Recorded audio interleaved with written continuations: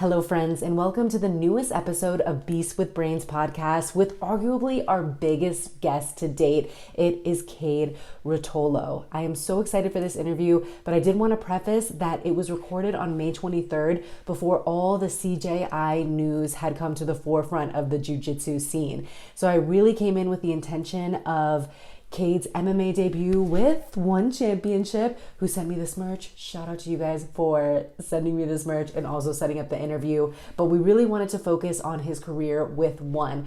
But I will tease that he did mention how he plans to exceed what he did at the 2022 ADCC World Championships in this interview. So stay tuned. Jiu-jitsu nerds, I am absolutely honored to be joined by Kade Ruotolo, who doesn't actually need an introduction, but I'm gonna give it to him anyway. He is a world-class jiu-jitsu superstar, the youngest to ever become an ADCC world champion, getting 4-for-4 subs. Only 5 people have ever done that in history. And now you're trying to make history, becoming a 2-division champion, not only for jiu-jitsu, but also MMA.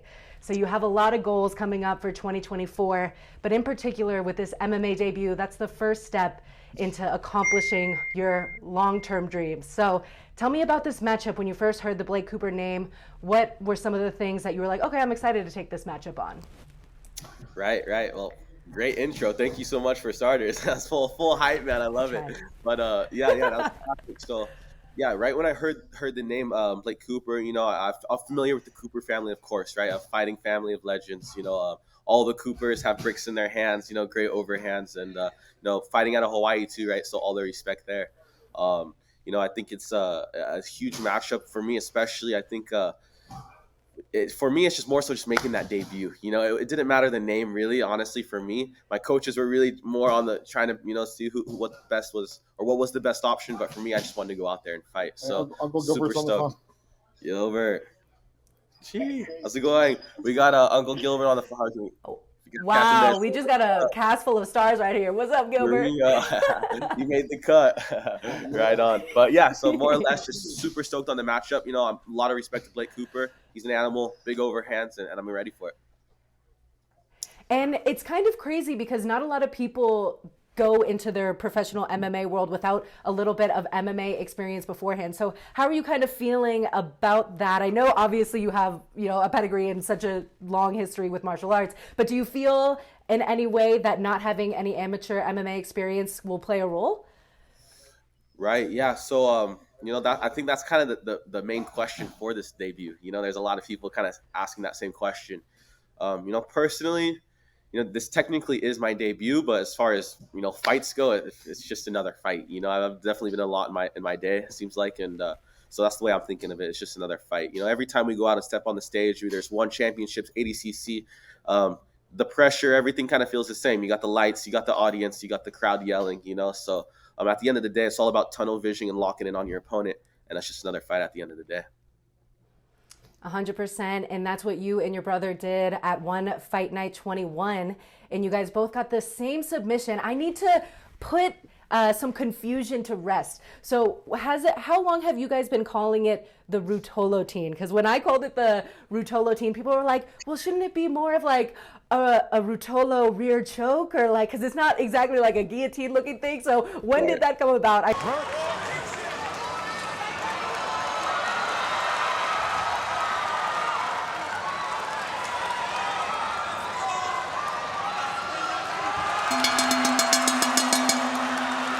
I just want to get the history right. I still feel so conceited when I say it. It's the way I'm like, we have to find a new name for that choke because the Ruotolo-tine, I just do not feel comfortable saying that. I don't know what it is. I was even just showing it to a lot of teammates the other day at the gym, and I'm trying to and like, what do you? I'm just like, I had to force it out of me, the Ruotolo-tine, but let's find another name because I don't want to call it that. But yeah, I remember right after the win, we looked to the corner and the announcer's like, what do we call it? I didn't even know what the name of the choke was. I looked at my brother. He didn't know. I think my manager was there and Perez, and they just Ruotolo-tine. One of them said, I was either my manager, Perez, my brother, and I just went with that. Like, hey, Ruotolo-tine. It was in the moment. The pressure was on, but I'm not very fond of the name. I can't lie.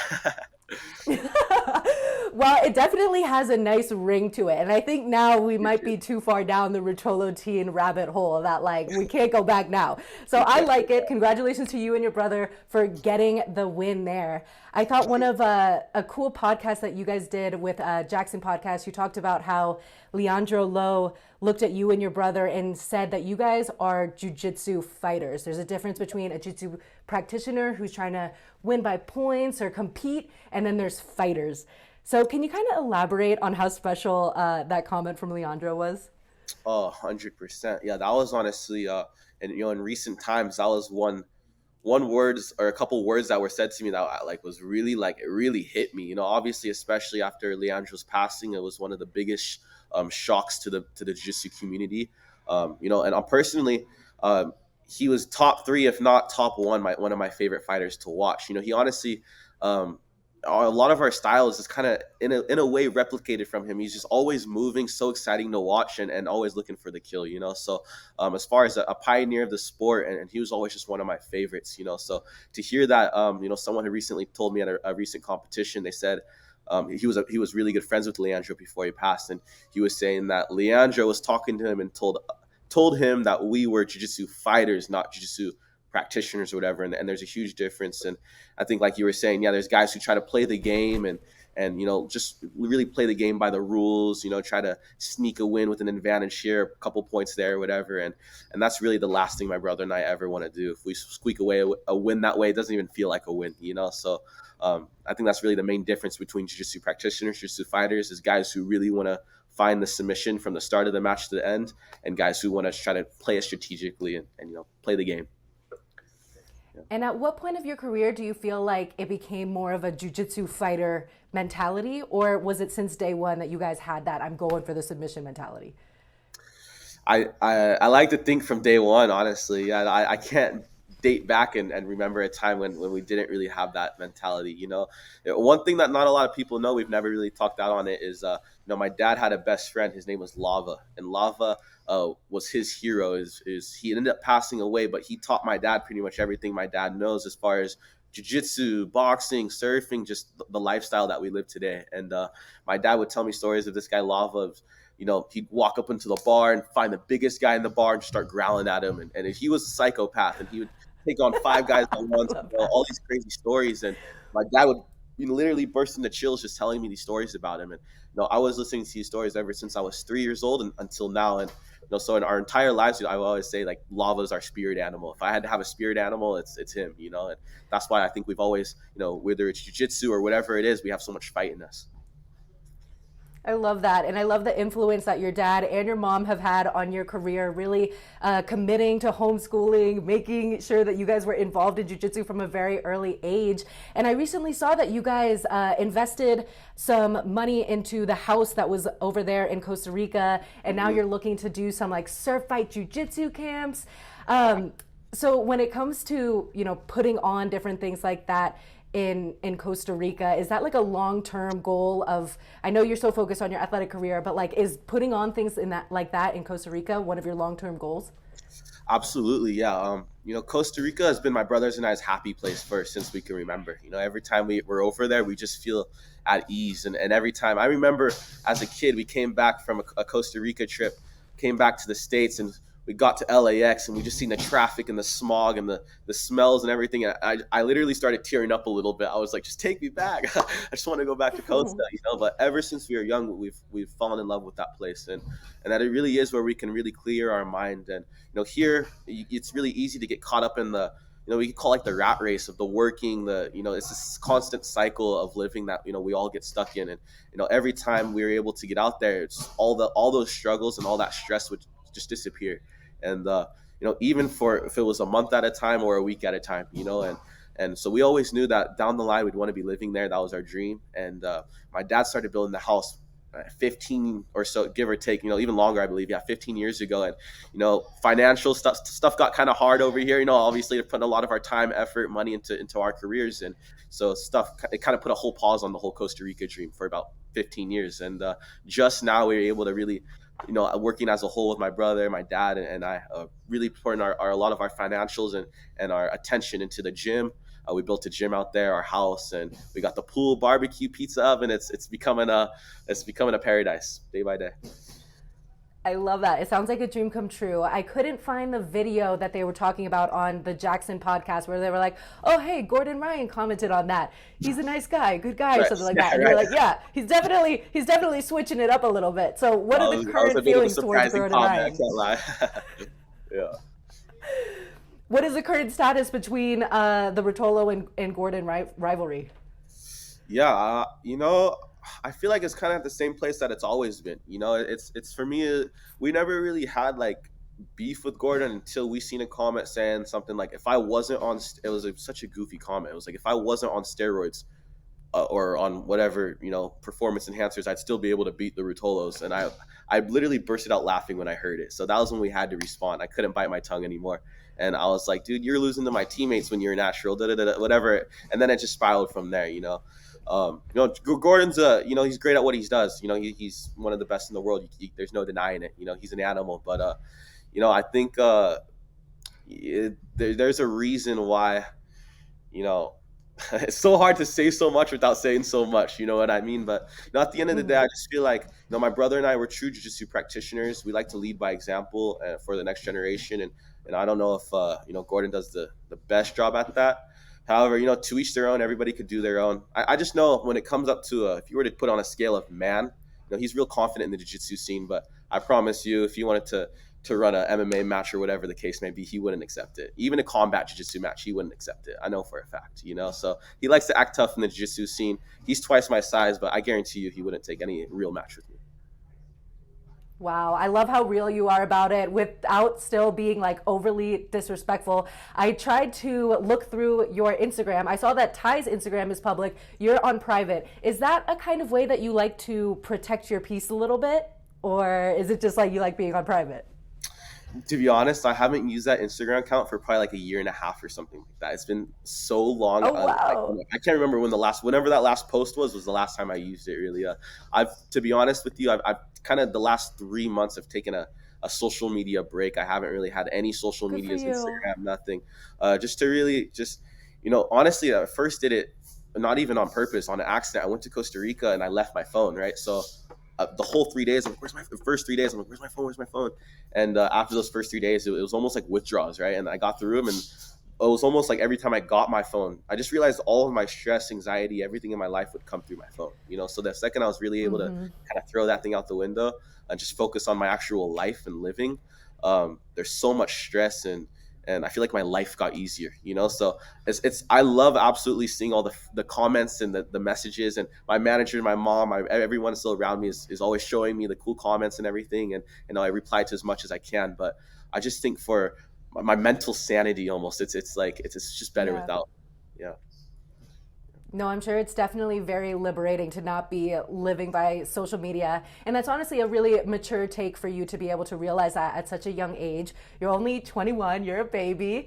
How was it like for the first time in January having your first sip of alcohol? Or did you not because you're just, in training camp?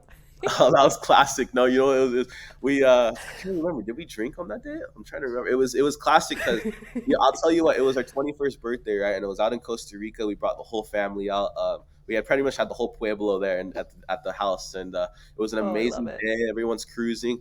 I'm trying to remember. I think we had something coming up, so I don't think we were drinking on second thought. I think we had a match coming up, so yeah, I wasn't drinking, but I'd be lying if I said I had to take a sip of alcohol before 21. I'll be straight with you. Yeah. But yeah, it was an amazing experience. And even though it was our 21st birthday, that was the trip where my dad officially moved to Costa Rica. So even though we were celebrating our birthdays, it was almost like we were also celebrating a new way of living, like also celebrating my dad finally. This has been my dad's dream since before I can remember, was to eventually move to Costa Rica and finish his days surfing and spearfishing and just, living the life. So it was honestly like, even though it was our 21st birthday and it was a really cool experience and everything like that, it was almost like all the love and all of the energy you could say was going to my dad. And I was just, we did a big speech in front of everybody and, just thanking my parents and everything, and just seeing their smiles was like, almost makes you tear up now. That was the most rewarding. Aw.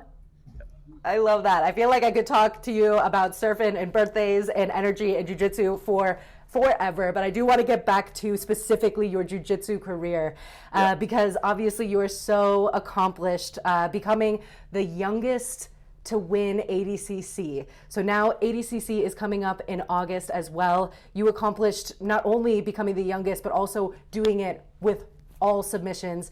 Haja Gracie, Jean-Jacques Machado are on the list of people who have accomplished that. So how do you even, take it a step up this upcoming ADCC? That's a great question. I think I feel like there's honestly only one way to do, because I'll be honest, I surprised myself that last one. Like I don't know, it's going to be really hard to outdo that last performance, right? So I think the only way to outdo that performance is to compete in the absolute division, the open weight division, and do some damage there. I wish so bad that just for the absolute division, they put my brother and I on opposite sides. ADCC puts teammates on the same side of the bracket, right? So it'd be amazing, because I know for a fact if I was on one side and my brother was on the other, that the chances of us meeting to the final is almost certain. I really believe that, and it'd be such a rad thing to have us duke it out in the final for the absolute too, because we fight every single day. There's no difference of us doing it on the competition mats or in the training mats. So that's kind of like a dream that'll never happen because of the bracket thing. You know what I mean? But I think the absolute division would probably be the next step for outdoing that last performance. And I know a matchup that a lot of people have been asking for is the Ruotolos versus the Tackets. What do you think about that potential matchup? Oh, I think that's awesome. I love it. Yeah, I think that would be a super exciting thing. The brotherly rivalry, right? We've had so many matches with the Tackets over the years, from blue belt to black belt. So our entire lives we've been competing against those guys. It seems like, and they've always been around the scene. Obviously all the respect to them, great people. And cool guys. That's why I like the Tackets. They're always cool guys when you see them. They're respectful, and they're great examples for the next generation as well. So I think it'd be huge matchups. I think what is it? They got to get one on us. I'll be honest. I think we're like whatever the number is. I can't remember the exact number, but they haven't gotten us yet. So we're gonna make sure these next two we'll keep it that way. Yeah.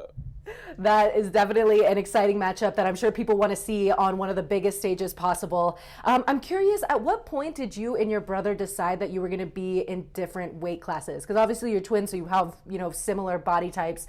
So when did that transition happen?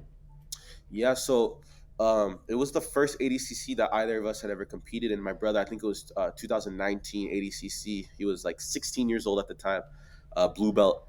When he first stepped in, I think at that time we were around 170, 175 pounds, and he cut to the 66 kilogram division, which is 145 pounds. So it was a massive weight cut for him, because we're already skin and bones. So back then, you could only imagine to cut like 30 pounds was almost impossible, right? So, and on top of that, you can't just weigh in and that's that. It's a 3-day weigh in, Friday, Saturday, and Sunday, right? So it was one of the most challenging things of his entire life. And from that moment when he was 145, I think 2 days after the event, he was already 185, and his body just said, "Never again am I getting that small." I mean, he had literally a eating disorder. He was on the couch with a bucket till he was puking. Like his ankles were swollen. Kind of the Patty the Batty Pimblett. I'm not sure if you've seen him, but the way he weight cuts and then blows back up, that was my brother. And so ever since that weight cut, his body just doesn't allow himself to go under 180. It's pretty strange. I think he just it just skyrockets so quick up, and his body's like, I'm not getting that small again. I think Wow, maybe well, if that I is some did cut like serious that, stuff. maybe if I did cut to 66 or 145, I bet you I would probably do the same thing and honestly come back a little bit bigger. Yeah, I can only imagine, the roller coaster of having to do that stuff. But I also appreciate that One Championship does the hydration test, and it's not so much of an issue with One Championship, who you will be making your MMA debut for June 7th. I know we're coming close to time here. So when you think about your experience, being kind of the poster children of One Championship, at this point in your career, what is your favorite moment working with this promotion, and what do you want to do for the rest of your time under the One Championship banner? Great questions. Thank you. Yeah, I'd say my favorite moment under the promotion would have to be my brother's last win against Isaac. Even though I got my submission right before, Especially watching, my brother's going through a lot of things in his personal life and a lot of struggles in training and things like that. So for him to go out there and have the performance that he had, I was such a relief, and I was just so like, what's the word? I don't even know. It was just so exciting, so admirable. I was just so happy to see him get that win. So honestly, out of all the one championship moments, even more than getting the belt or anything like that, probably be watching Ty beat Isaac was probably number one for me. Wow. While leading into the future, obviously this MMA debut is a massive moment. You could say probably one of the biggest moments of my martial arts career as of now, and I'm really looking forward to. I'm super excited, and a little bit of nerves, of course, coming with that, but it's a good thing. You need those little bit of nerves. You can't be overconfident, right? So, I'm really blessed, excited, and whatever one throws my way after this MMA debut, we'll see what that is. We got that Mikey match coming up, right? So it just seems like there's always something next. Yeah. We cannot wait for September against Mikey Musumeci. That sounds like a very friendly friend versus friend type of deal, but you guys are definitely going to go at it, and we cannot wait to see it. Thank you so much, Kade. I can tell you have the most precious energy ever, and I cannot wait to see everything that you do in the future. And again, thank you so much for taking the time. Right on, Alex. Thank you so much. Yeah, great to meet you. I'm sure I'll see you around. If you guys enjoyed that interview, I would appreciate if you guys could drop a like so we could get this content sent out to all the jiu-jitsu and MMA nerds who might be interested. I was your host, Alex Wendling, and I cannot wait to see you on the next episode of Beast with Brains podcast. If you enjoyed this podcast, you might also like this one, so check it out.